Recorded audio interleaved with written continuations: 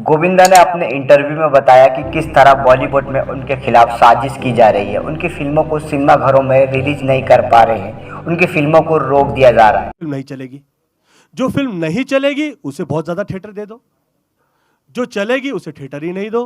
क्या गोविंदा सच कह रहे हैं या झूठ, आइए जानते हैं इस वीडियो में। 21 साल की उम्र में गोविंदा को 75 फिल्में मिली। मैं कोई 50-60 के करीब फिल्में हैं। क्या ये बात सही है?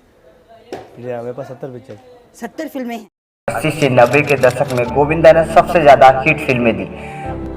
गलती नहीं, जुर्म किया है तुम लोगों ने, और जुर्म के लिए माफी नहीं दी जाती, उसके लिए सजा दी जाती है।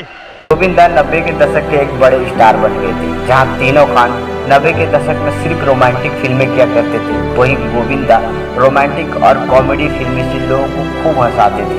गोविंदा का स्टारडम आप इस बात से अंदाजा लगा सकते हैं कि अमिताभ बच्चन को अपनी डूबती नैया को संभालने के लिए एक बार गोविंदा का सहारा लेना पड़ा। लेकिन आखिर ऐसा क्या हुआ कि आज उनकी एक भी फिल्में नहीं है और आज बॉलीवुड में कोई भी डायरेक्टर उनके साथ फिल्में करने से मना कर दे रहा है। And lot of people had to wait. 4-5 दिन तक हम वेट करते रहे गोविंदा जी राकेश जी को। नंबर 1 सबसे बड़ी गलती, हमेशा सेट पर लेट आना।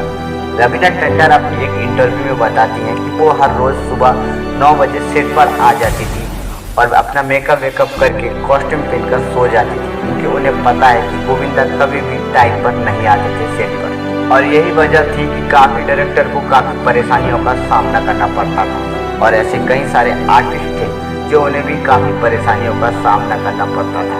और उनकी लेट आने की वजह से एक बार अमरीश पुरी गुस्सा हो गए और उन्होंने गोविंदा को चाटा तक मार दिया। लेकिन फिर भी गोविंदा नहीं सुधरे, वो हमेशा लेट आते थे। वो अमिताभ बच्चन और रजनीकांत जैसे सुपरस्टार को भी इंतजार करवाया।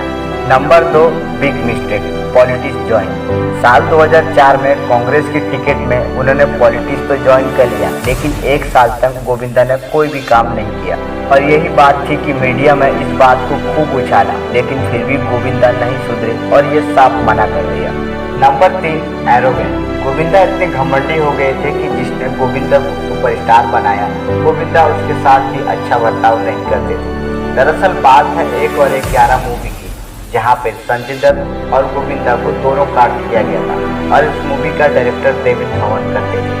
दरअसल इस मूवी में कुछ ऐसे डायलॉग थे जो गोविंदा को पसंद नहीं थे, इसीलिए वो इस डायलॉग को चेंज करना चाहते थे। जब डायरेक्टर डेविड धवन ने इस डायलॉग को देखा तो उसमें कुछ खास गलती नजर नहीं आई, इसीलिए उन्होंने इस डायलॉग को चेंज करने से मना कर दिया।